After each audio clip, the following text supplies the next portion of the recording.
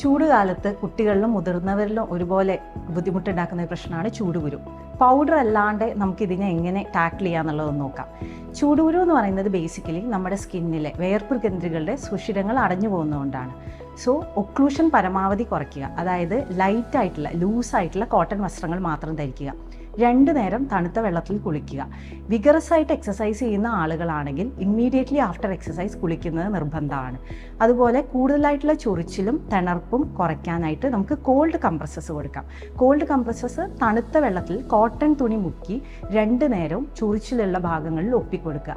രാവിലെ 20 മിനിറ്റും വൈകിട്ട് 20 മിനിറ്റും ചെയ്യുമ്പോൾ ചൊറിച്ചിലിനും അസ്വസ്ഥതകൾക്കും നല്ല വ്യത്യാസം ഉണ്ടാകും. ചൂടുകുരുവിൻ്റെ പൗഡറുകൾ ഒരു ഇമ്മീഡിയറ്റ് ആയിട്ടുള്ള ഒരു റിലീഫ് നൽകുമെങ്കിലും സുഷിരങ്ങൾ അടഞ്ഞു പോകുന്നതിനാൽ പിന്നീട് ചൂടുകുരു അധികരിക്കുന്നതായിട്ട് കാണാറുണ്ട്. സോ പൗഡറുകൾ പരമാവധി ഒഴിവാക്കുന്നതാണ് നല്ലത്.